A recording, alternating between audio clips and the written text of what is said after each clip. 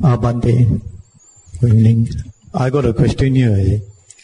When we learn about metta meditation, we will first start to go to the state of one-pointedness. Thereon, we go to concentrate on the breathing through the nose. In out, we concentrate on the breathing out. Then from there, we are told to go down to vipassana, the rising and falling. So can you please explain a little bit on that? Explain what? Whether this is the correct methods of meditation or not. From metta to anapanasati, the concentration on the breathing, then to vipassana. As I mentioned just now, the aim of meditation should be to attain the jhanas. If you practice and you are not aiming for jhanas, that means you are not aiming to lift off the ground, so you can never go towards nibbana. It's all right to practice any way you want, but if you are aiming for nibbana, then you must lift off from the six senses. You must go away from your six senses.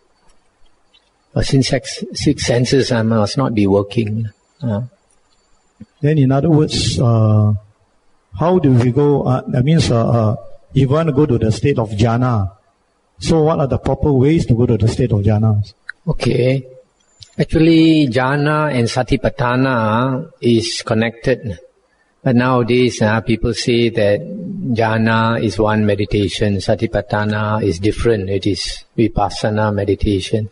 It's totally not in accordance with the suttas.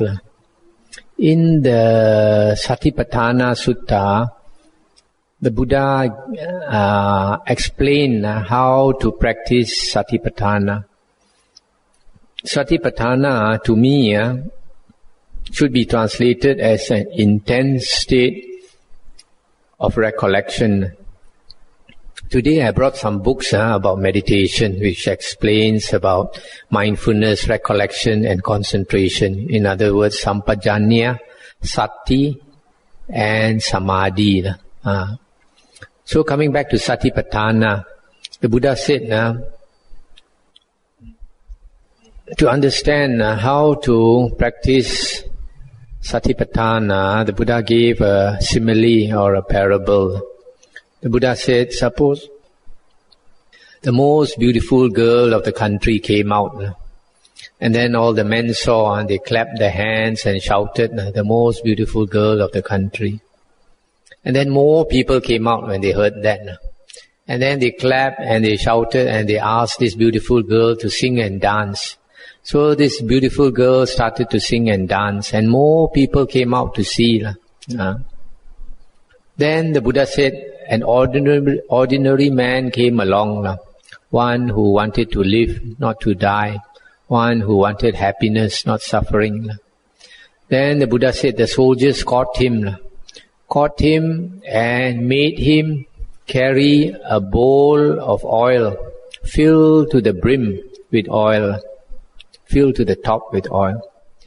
And the soldier walked behind him with an upraised sword and told him, you better be careful. If you spill even one drop of the oil, I'll chop off your head. So he has to carry the oil and walk very slowly, and he has to look at the oil. Does he dare to look at the pretty girl there? Dare not, isn't it? Does he dare to look left or look right? Dare not, isn't it? Because his life depends on this bowl. So he has to carry the bowl with all his attention on the bowl and nowhere else. He just keeps walking, looking at the bowl, paying attention to nothing else. And that is the way to practice satipatthana, according to the Buddha. That is why in another sutta, in the Satipatthana Sangyutta, the Buddha said, a skillful monk, one who practices satipatthana in the right way, eventually he will attain jhana, one-pointedness of mind. But if another monk has no kung fu, has no skill, he practices satipatthana, he can never attain one-pointedness of mind, cannot attain jhana. So like this guy is carrying the bowl, is looking at the pretty girl and looking left and looking right. He's not practicing Satipatthana correctly, so he cannot get one-pointedness of mind. So that is the way to practice meditation. Whatever you are contemplating on, for example, if you are contemplating on your breath, you just pay attention to your breath. Any sound comes, you just ignore it. Any sensation comes, you ignore it. Any thought comes, you just ignore it. You just focus on your breath all the time until your mind becomes one-pointed. So the breath is just one of the methods. Another one that the Buddha used to teach his disciples was like meditating on a flame, say like a candle flame. Light a candle flame. You open your eyes, look at the flame and close your eyes. Try to imagine the flame. And then open your eyes again and then close your eyes. Try to imagine the flame. You keep looking until one day, even when your eyes close, you can see the flame. And then you keep looking at that flame and then slowly it changes. And then you concentrate on it. Then you enter jhana.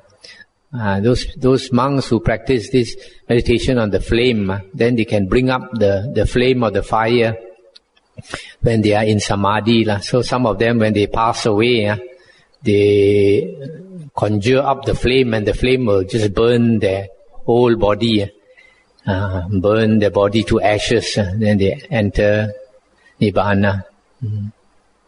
That is Kung Fu, real Kung Fu.